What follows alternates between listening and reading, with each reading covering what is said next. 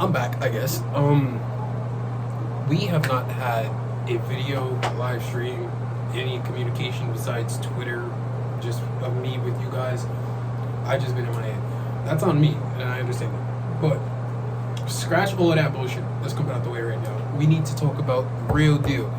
Today's Thursday, August 14th. I'm pretty sure 32, 34 hours from now, I will be sitting in front of a TV, hopefully like the rest of you guys, and I'm locked into the prelims already of UFC 319.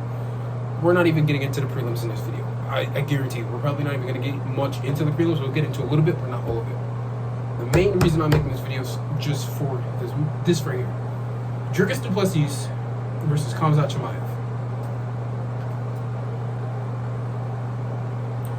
I'm lost for this right here. I'm not even gonna lie to you. I see this fight going two ways. I see Dricus getting a late fight TKO or knockout Khamzat, or I can see Khamzat coming in like he does every single fight and just bum rushing for the takedown, getting Dricus down and going for the early sub. But if Dricus could weather the storm like we've seen fucking Kamaru Usman, fucking Gilbert Burns, he could do what those two did, and he can actually give Khamzat like a tough challenge, I will give it.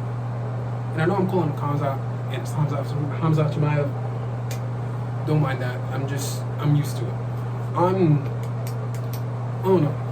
I guess with me, my whole thing is with this is Dricus has been taken down by Darren Till.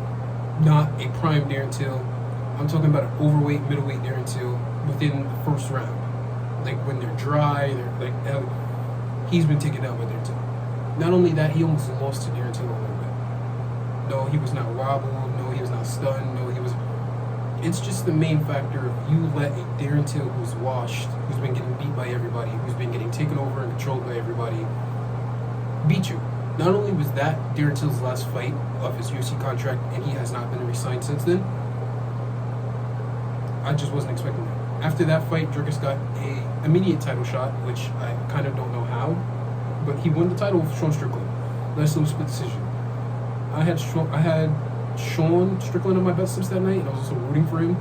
I wasn't expecting Dricus to come out of nowhere and start, taking down a fucking champion immediately at that, especially after the way he just looked against Darren Till. And then he goes to beat Israel Adesanya. Not just beat Israel Adesanya, not by a decision. He didn't knock him out. He subbed Izzy. I'm just thinking in my whole entire time right now, I don't think Izzy has ever been subbed in the UFC besides Dricus Du Plessis. Izzy really hasn't lost in the UFC. There was Pereira, there was Strickland, there was Jan Blachowicz, and then there was Dricus. That was it. Those are his 4 losses, I'm pretty sure. Oh, and Imavov. He lost to Imavov earlier this year in the main event. And that right there, I don't know. Izzy's just been on a downfall. I'm not going to try to derail Dricus's how to run, or he defended the belt twice. That's amazing right there. That's not an easy feat to defend your title twice, especially in the UFC at that. But he's going up against Khamzat. I don't know. Khamzat Chimaev is something else, bro.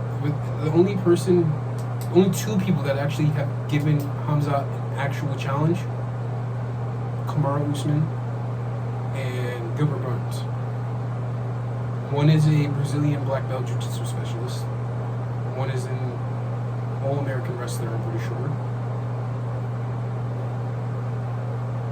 They were the only 2 people to actually give Khamzat a good enough challenge to sit here and maybe make us question, is he actually going to lose? Is he actually going to lose? Gilbert, I swear on everything I love, that fight, I knew Gilbert lost, but because of the fact that he put up a challenge, he even knocked down Khamzat, I had a feeling that, it could have went either way. Khamzat won that fight. Kamaru Usman, I know for a fact Usman lost that fight. I watched that fight back last night. Usman lost that fight. Kamaru, he wasn't prepared for the wrestling. Nobody's really prepared for Khamzat's wrestling. That's where I'm getting to my point of Dricus.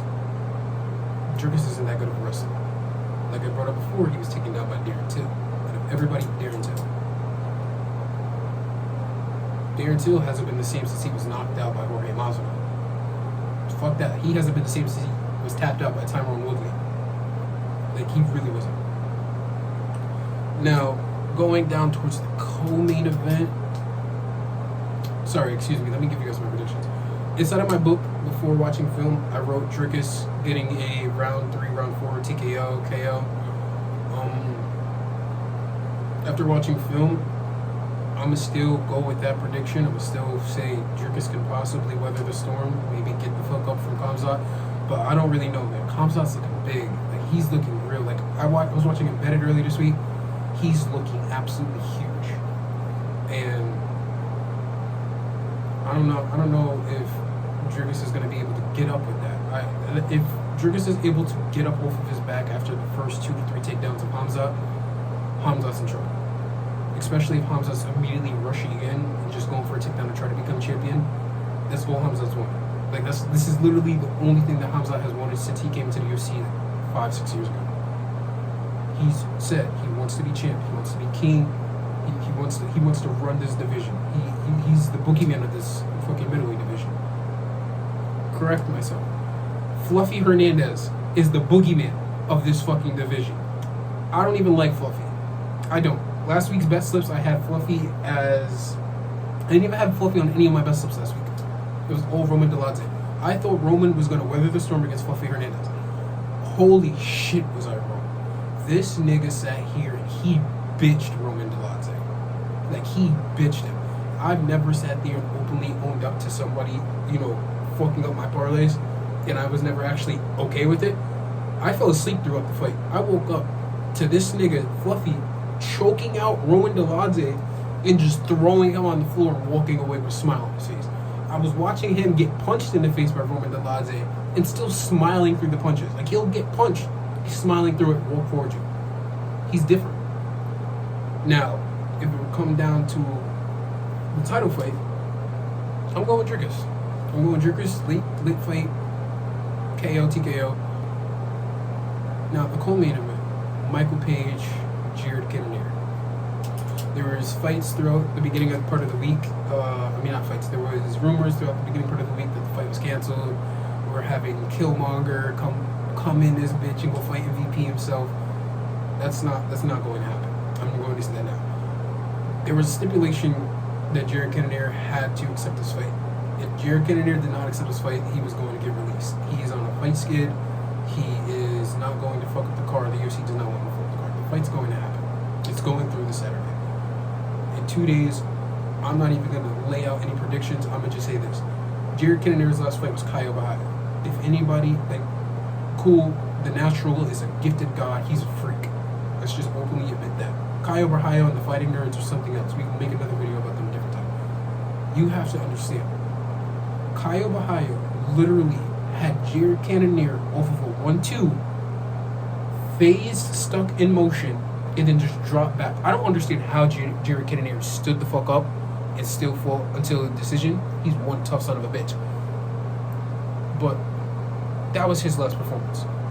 MVP's last performance, I'm gonna guess and say it was either Shara Bullet or Ian Gary. It was Shara. I think he lost to Ian Gary, reevaluated himself, went to Abu Dhabi, took Shara's undefeated record. Now he's come into Chicago and he's going to try to fight. He's going to try to beat Jared Cannonier. I feel as Jared Cannonier's chin is just gone. He's went down from 3 divisions, from heavyweight to light heavyweight, now to middleweight. I don't think his chin can put up anymore. That's weight cuts through multiple years. That's a lot of damage on your body. Going from heavy hitters to people who are in smaller weight classes and they're still heavy hitters, but they're not hitting as hard as before. I don't see Jared Cannonier walking out of this one as a signed UFC fighter after tonight.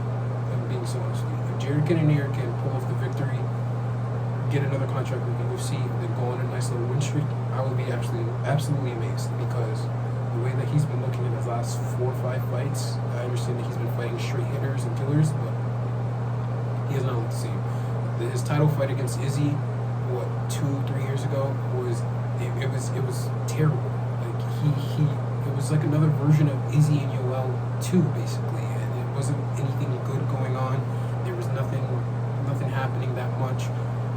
I think he rose up, to be honest with you. I think the big lights actually caught Jared Cannonier, and he was not expecting it. He wasn't ready.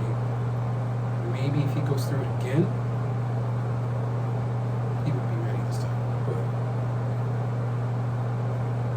But hold on one second. All right, y'all, I'm back. My bad. So yeah, back to what I was saying. I just don't believe that Jared Cannonier is going to be able to pull through tonight, or not tonight, on Saturday.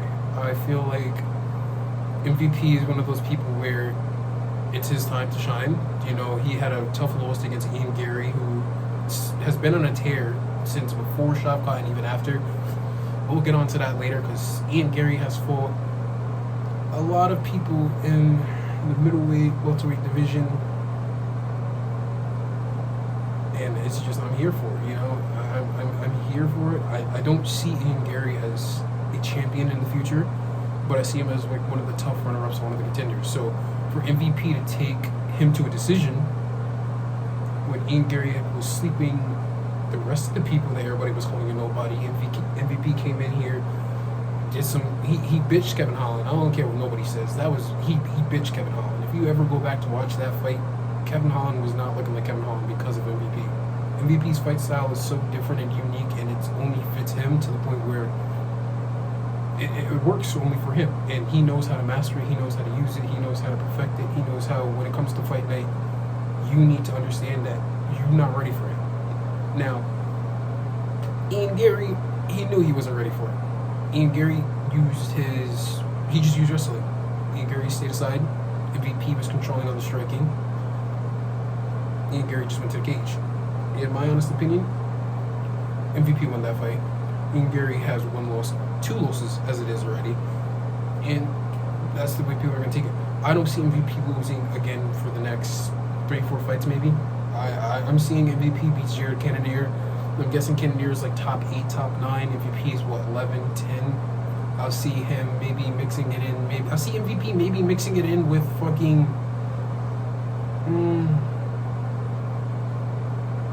I would love to see MVP versus Fluffy Hernandez. I was just talking about Fluffy. I would love to see MVP take on Fluffy Hernandez. I'm pretty sure Fluffy will be ranked, what, number 5, number 4 after performance. I haven't looked at the rankings yet.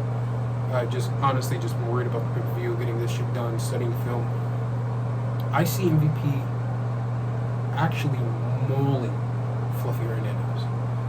Like, Fluffy has the wrestling like Ian Gary does. It's not as bad. It's not better. We were just talking about Fluffy saying here, you know, choking out Roman Dolidze. Roman Dolidze his striking is, he's going to stay in your face. You know, Roman's not going to move around, sit here and bounce off his feet. You know, he's not going to stay for 3 rounds, 5 rounds straight, just bouncing up and down, hitting you with shit. MVP's used to that. MVP has went 5 rounds undefeated in Bellator up until he got knocked the fuck out trolling. Then he got that loss back, came over here. You know, MVP was doing some good things. He suffered a couple losses in Bellator. He suffered 1 loss so far here. I don't see MVP losing again for a couple good fights. After this, I can see MVP beating Fluffy Hernandez.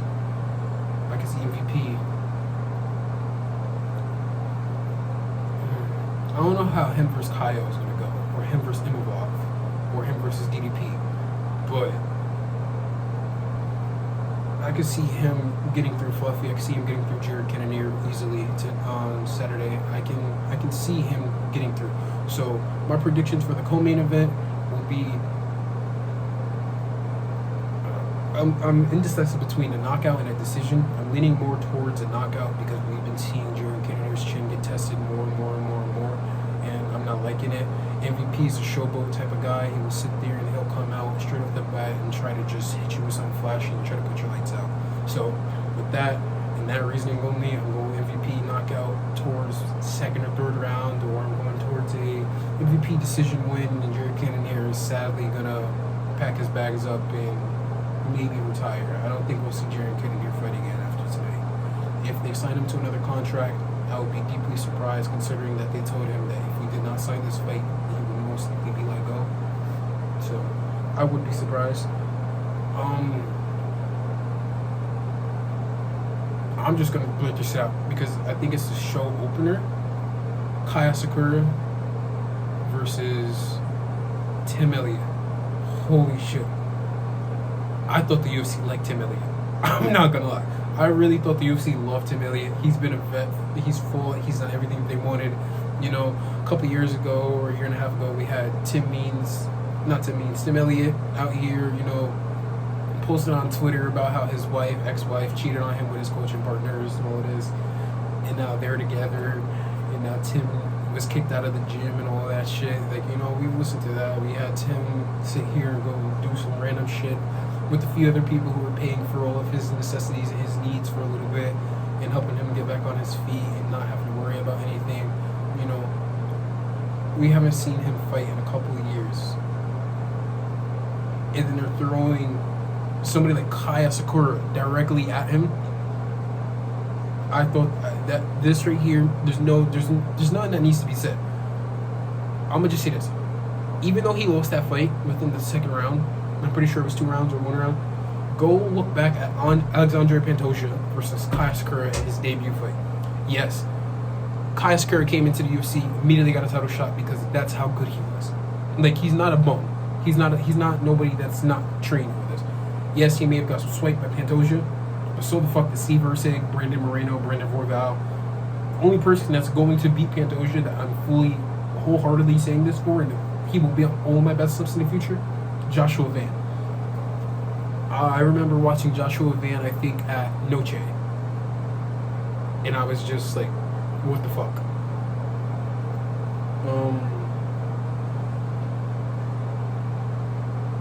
I don't know. What else is on? I don't know. It's just, I don't know what else there is to say about it. Like, there's certain things that you need to understand about MMA in order for you to realize. So, for Kaya Sakura to start off his debut fight against Pantoja, throwing a straight, maybe 2 jabs, a leg kick, maybe like a lower calf kick in the beginning, and then immediately when Pantoja, you know, he got tired of it, he's like, yeah, you're not about to come off fresh like this. You're not about to think you're better than me. Pantoja went to wrestle. As soon as Pantoja went in for a takedown, flying knee. Like, shit you not, flying knee. And he did it more than once. He was just going. I don't think anybody understands. Kaya Sakura, when he was in Japan, has like 4 or 5 flying knee knockouts for motherfuckers trying to take him down. Not only that, he has about like fucking 15 knockouts underneath his belt of him just sleeping niggas in Japan. Now, yes, that's Japan, that's not UFC, but you have to understand. For him to come out and actually give Pantoja a challenge in the first round, not having no fights in the UFC, I'm voting Kaya Sakura like that. I've seen Steve Erceg beat the fuck out of Pantoja. I'm not gonna lie. Erceg is Astro Boy's the champ. He won on a 3-fight losing streak. Technically, Brandon Moreno should be the fucking champion of the world right now. I'm not even gonna lie to you. And then Kai Kara France, who lost to Moreno. So yeah, technically, everything revolves in the MMA circle. Brandon Moreno is still your flyweight champion of the world. Okay? Pantoja lost to Erceg. Erceg lost to Moreno. Moreno, I don't think he's lost to anybody. I think Moreno actually just beat Albazi a few weeks ago, or a few months ago. Or if not Albazi, I think Albazi pulled out and something else happened. Somebody else pulled in. I forgot exactly how that fight night went, but I know Moreno just won recently. That, you know, that's how it should go. This is the only way. I don't see anybody stopping Pantoja but Joshua Van or Kaya Sakura if he gets another title shot. And for them to just throw a Tim Elliott, who's been on a 2-year layoff, straight to the Wolves, you know, they've done it before. Tim Elliott, I think, was released from the UFC in the beginning part, like when it first like rebranded itself. He came back on a season of The Ultimate Fighter. He won it. He was able to challenge DJ for the title. He lost to DJ. The UFC kept him ever since. They didn't release him again, I'm pretty sure. He's always been thrown to the wolves, and he's always showed that he can handle it, but he's also showed that he can't handle the pressure sometimes as well. It's kind of a pick'em for Tim. That's why I say that's why the betting odds is that low for Tim and Kaya Sakura. Kai, as of right now, I think is like a minus 300, and I think Tim Elliott is a plus 250. I don't like the way that looks. I'm picking Kaya Sakura. I'm picking Kaya Sakura by knockout, and I'm picking Kaya Sakura by knockout before round 3. Now, he's awkward. Not Kai. Tim Elliott is very awkward. Everybody knows this. If you ever watch UFC, if you watch UFC and followed Tim Elliott's career like we majority of the UFC fans have, you know that his fighting stance is awkward. You know that when he throws a punch or when he throws something else, it's like a little miniature version of Dominic Cruz. You feel me? He's not up there like Dom, but you know he has the same exact not same exact movement, but it kind of mimics the movement of Dominic Cruz. So it's there, he has an awkward fighting style. It's kind of like DDP as well. You don't know what to do with it when they're in front of you, but when you're watching film, you can find little spots like see right there, right there when he moves in and dips his head, you can kick a leg. Maybe something just to plan it. Obviously, when you step into a cage with Tim Elliott, you don't know what the fuck to expect. I'm not. When you step into a cage, you generally don't know what to expect. Any fight is 50-50, as long as you're not fucking fighting Francis Ngannou. If you're fighting Francis Ngannou, good fucking luck. Okay, like I'm going with Tim Elliott getting knocked out by round 3. I feel like his awkward style is going to cost him against somebody like Kyle Sakura, who's just throwing everything into the fire, into the wind. Just he wants to show that, hey, I'm built for this. This is his second fight in the UFC. He hasn't fought in what, maybe close to a year. It hasn't. I don't think it's been that long. Pantoja's been really active, and I think he was Pantoja's second title defense. He was Pantoja. Yeah, maybe, because I know Pantoja has 4 right now. Brandon Moreno, Brandon Royval, Kyle Sakura, Steve Erceg. He has 5, because he just beat, no, he never re-beat Moreno. They never did a 4th, did they? Yeah, so he won the title for him. He won the title for Moreno, Royval, Asakura, Erceg, and then he just beat Kai Kara Fritz. So he beat almost everybody in the top 5, in my opinion. I don't think anybody else besides Joshua Van can stop Pantoja, to be honest with you. Van just has to sit here and work on his wrestling defense and learn how to fucking figure out how to stop Pantoja when it comes to the ground. Because striking-wise, he got him. I feel like Pantoja is going to be the type of person that he's going to be the first person to stun and wobble Van, maybe even drop him in the title fight. But I don't see this happening. I don't see Alexandre Pantoja surviving Joshua Van on the feet. I've seen Pantoja get rocked by Moreno or Royval. I've seen him actually sit there and get hit by big shots by people that don't have as much power as Joshua Van, and he's been rocked or hurt. I feel like Joshua Van has this fight in the near future. I also feel Kai Sakura is going to do his job. Now, I think we're cutting down towards the end or the beginning physically of the card. Carlos Prates. I know we're jumping back and forth. We're not going throughout the whole entire thing. He's versing Jeff Neal.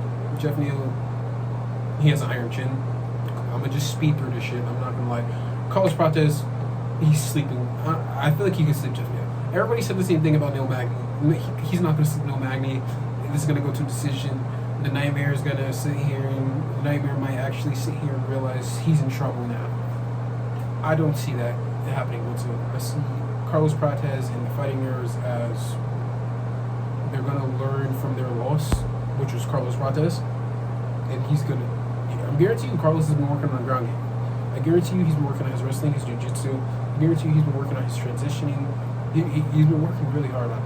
I can guarantee you. I've been watching the training footage. I've been watching everything. Carlos has been working. I can guarantee you, almost guarantee you, Carlos Prates is going into this fight on Saturday, and he's trying to sleep Jeff Neal. He's not going to try to stop him. He's not going to try to hurt him. He's going to sleep him, because Carlos Prates wants to be back up there in title contention.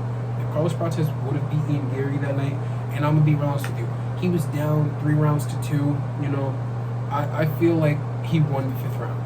I feel like the 2nd round, Prates maybe won. I feel like the 4th round for sure, Prates won. The 3rd round was up in the air at that. But the 5th round, Carlos Prates, I'm pretty sure he dropped Ian Gary. And not only that, he had Ian Gary on the ground, defenseless, taking unblocked shots for probably about 15 seconds. Don't understand how the fight wasn't stopped. But he lost. Except for the loss to a decision. We got Brian Battle. Oh, sorry. So I'm going Carlos Prates, decision or round 2 KO because I don't see Carlos getting another boosted win against Jeff Neal in the 3rd round. I know for a fact that Carlos is probably going to lose that round. 1st round, he's going to come off hot, so is Jeff Neal, but Jeff's going to get caught like he always does, and Jeff's going to crumble. And then we would have round 2. I just feel like he's going to tee the fuck off. Jeff's going to get caught in the 1st round. Carlos is going to go tee off like he normally does, and he's going to taunt, he's going to laugh in your face like every other fighting nerd. He's going to try to edge you on, make you come towards him, and that one slight moment of weakness is going to cost him. I guarantee you. Jeff Neal isn't the type of person to run away. Like, he'll move away, he'll sit here, and he'll block, but he's not the type of person that will, throughout the whole fight, run away. Jeff Neal's going to stand in your face, and he's going to throw something hard. If you throw something hard, like that's the only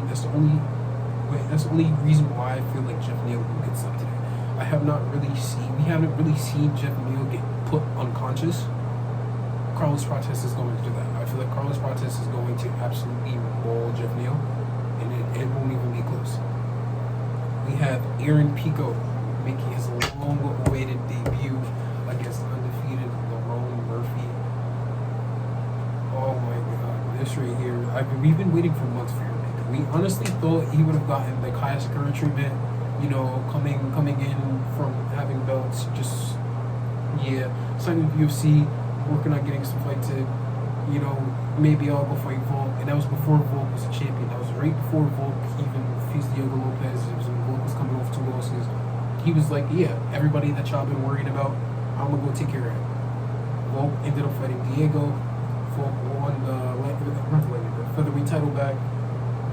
Max Holloway left, the division. We have Aaron Pico. Like, there's only one person who I feel like can actually, 2 people. Let me correct myself, because I'm gonna get screwed by this.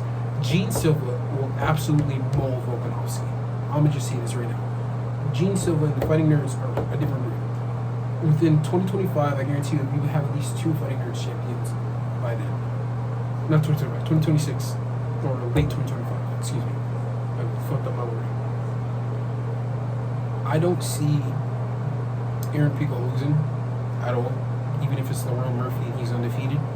Aaron Pico has slept a lot of tough challengers. There's been a lot of nobodies that he just put unconscious for no fucking reason because they signed him. But he's sleeping on Lerone Murphy. There's no way in fuck that he's not sleeping on Lerone Murphy. We got the GOAT, okay, y'all? I don't think I understand. We have the GOAT coming back tonight. Not tonight, on Saturday. Chase Hooper. I don't give a fuck who he's versing. I don't give a fuck what the stat lines are. We got the Gooning King himself, Chase Hooper, and I'm letting you know there's no even speaking about it. If you want to make money, Chase Hooper submission anytime on your parlays. Chase is going to choke somebody out. He's either choking somebody out or he's going to sit there and break their arm. That's it. Those are the only 2 options. We have Edson Barboza. No words for this as well. He's coming up again. I think he's fighting Derek Close. That right there, I see going to a decision. I don't see us getting prime Edson Barboza coming back and just dropping a spinning cartwheel kick and knocking a nigga out, or dropping a nice little body shot and breaking somebody's ribs again. I don't see that happening. He's getting old. He's getting real old, to be honest with you. I think he's 35, 36 right now, maybe even older. Edson's up there in age, and I think he's older. I think Edson's like 38, 37. He's really up there in age. I don't see Edson for long staying in the UFC, or at least racking in like a few more wins. I don't see him going on a goal for run and becoming champion at the age of 42. I just can't see it. Edson's been through some wars already as it is. He's been knocked out a couple of times. The last 3 fights that we've been seeing from Edson has been amazing. I remember UFC Kansas City, I think it was Billy Quarantino versus Edson Barboza. That right there was magnificent. That right there was probably when we got to see prime Edson Barboza for the last time. Like, Billy Quarantino, sizing him up, got him in the cage out of nowhere, goes for a takedown, Edson pops up the knee. Good old, like, not even a flying knee like he did Beneil Dariush or multiple other. Just a regular lifts up the knee, sleeps him. Billy's face, like, literally face first in the cage. Like, his head not on the canvas. It's in the cage. Like, he's out in the cage. I don't see nothing else besides that happening. The start of the show, we have Silva. I don't know who she's versing. I'ma just say this. I've seen the record of the girl that she's versing. It's like 8-2, 8-3. Silva has like 18 wins, 2 losses.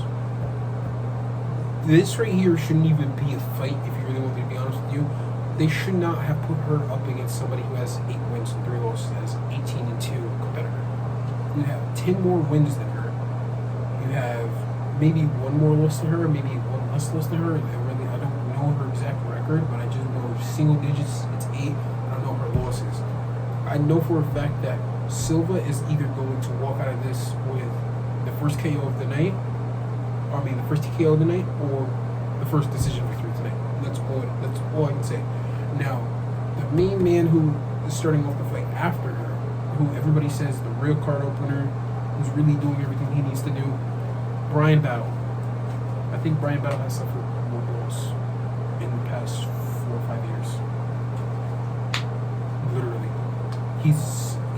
He holds the record for 4th fastest finish and the 6th fastest finish in UFC history. Gabe Green and somebody else. He head kicked somebody within like the first 40 seconds of the fight and had him out cold.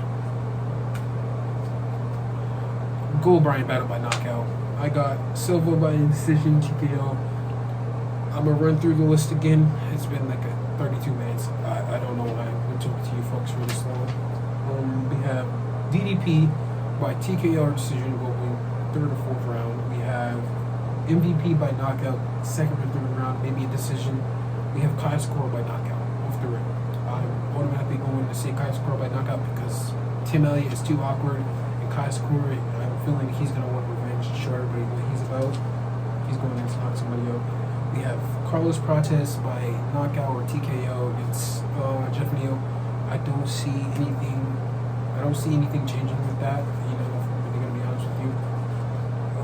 Aaron Pico's going to come to the UFC, immediately put Roman Murphy's lights out in about 3-4 months after. Not even that. I feel like the UFC is waiting for Aaron Pico to knock out or to get this fight done to see if he wins. They're going to put him up against Volk.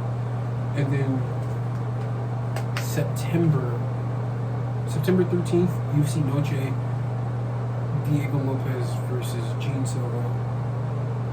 I feel like Silva's going to win that one.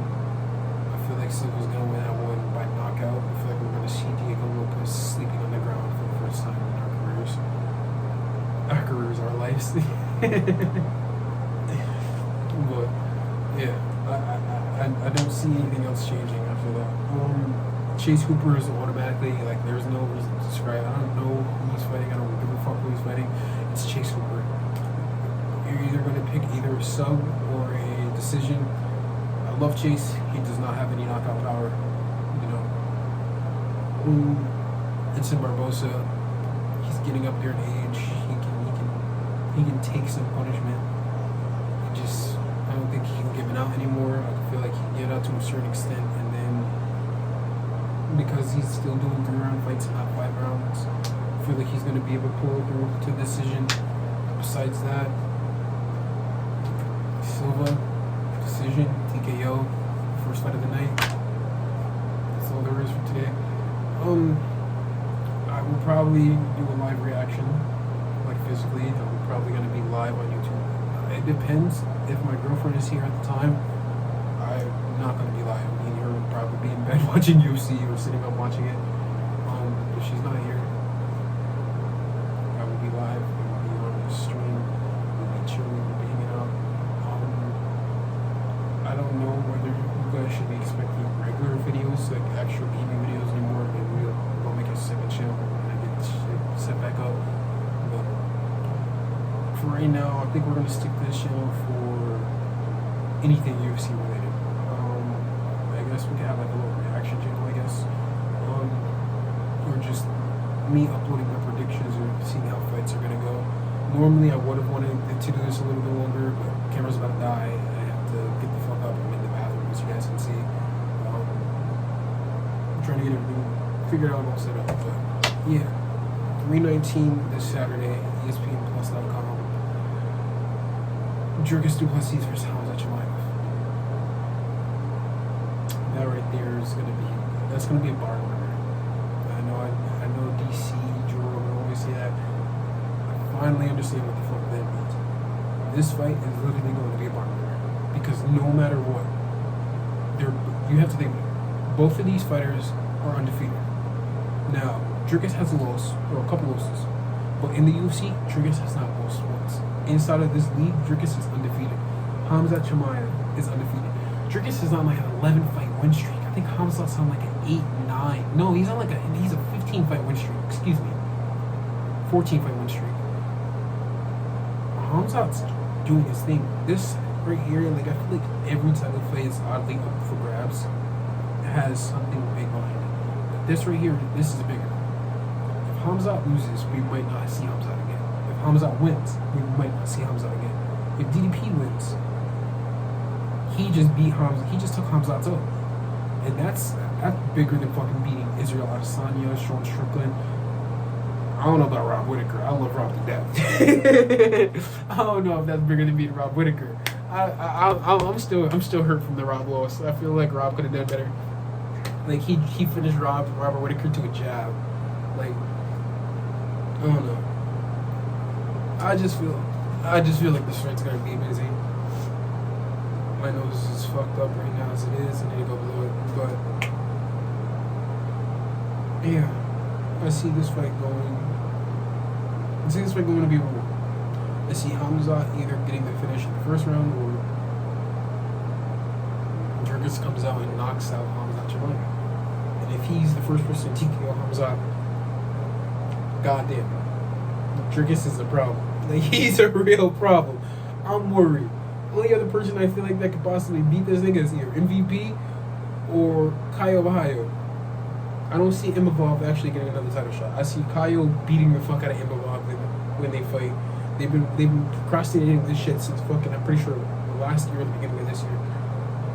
I see Imavov and Caio going to war, and then Imavov getting stuck. Imavov's gonna go back into placement.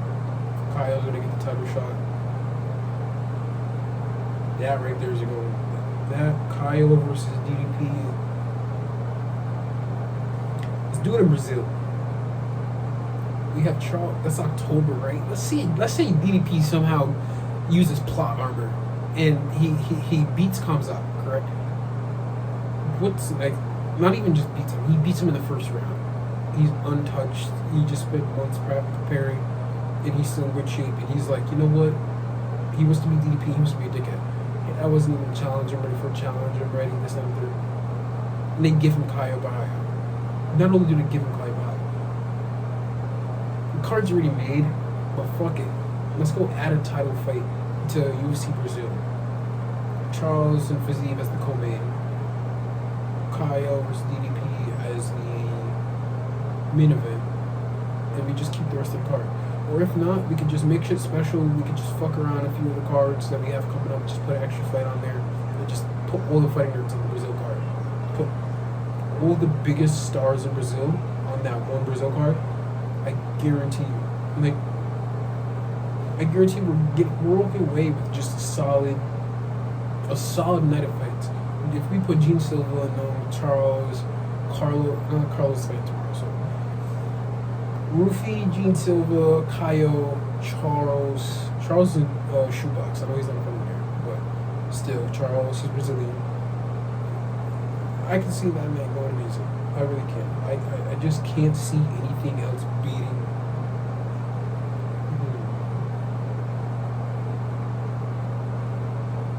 Yeah, I really can't. I can't see nobody else beating DDP.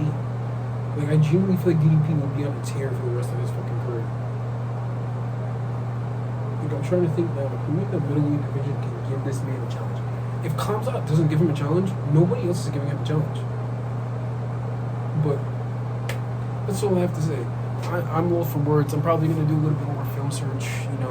Look at the fights. I'm active on Twitter. I will leave everything down in the description below. But yeah, man, this is gonna be a night of fights. I am currently recording this on Thursday. I think it's like 6 p.m. I don't really know what day it's gonna get popped up. It's gonna get popped up either today, tomorrow, or Saturday morning before the fights. I have a lot of editing to do. It's 40 minutes worth of fights. I'll catch y'all motherfuckers next week if there's fights. I don't know. I gotta look at the schedule. There should be fights next week. I think next week is Johnny Walker and Ming, I think, maybe. And then after that, we go straight to 320, which is actually kind of crazy. I think we have like two fight nights, and then we go directly straight to 320. And then we're just bouncing in between pay-per-views at this point.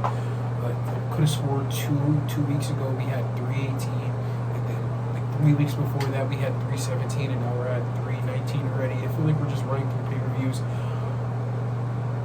We will never, and this is what I'm going to end this video with, and motherfuckers may think I'm joking.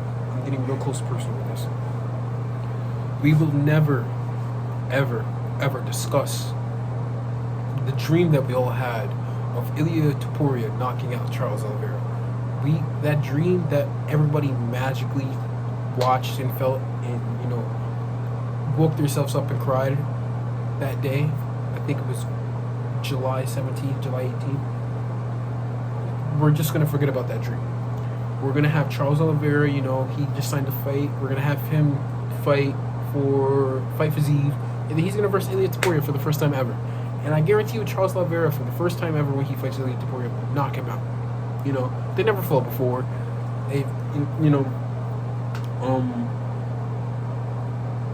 Do Bronx is him.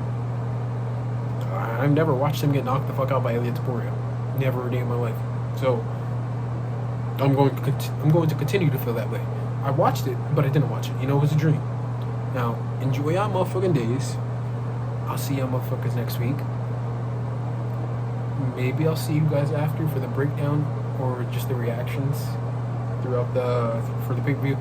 I can guarantee you there will be a reaction video either Sunday night that I'm making, and it will be dropped Monday morning or Monday afternoon, because I know I also work Sunday, so I'm probably going to get everything out the way within this week. We're going to have 2 vids coming out within the next 4 or 5 days, and I'm being dead ass with that. I know I say that a lot, and I know plus on Twitter a lot, oh yeah, vid's coming out, and I never do. This one will be uploaded.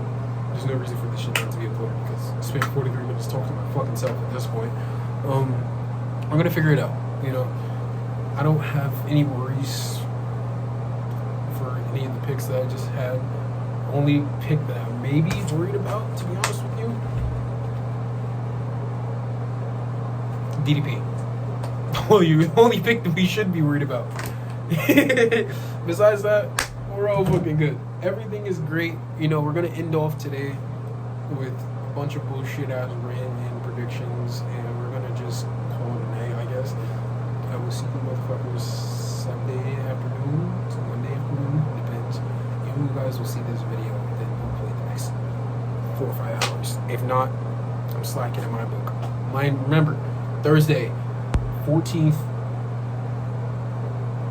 6:30-ish p.m. right now. I don't really fucking know. It's been 44 minutes. I just enjoy, I guess. This video should be out before Saturday. If it's not out before Saturday, I will shave my head bald, and then I will go into a random ass gym in New York City and go get beat the fuck up on for 15-20 minutes. I will fight back, but I will personally allow myself to get beat the fuck up on by somebody. Only an octagon. Enjoy your motherfucking days.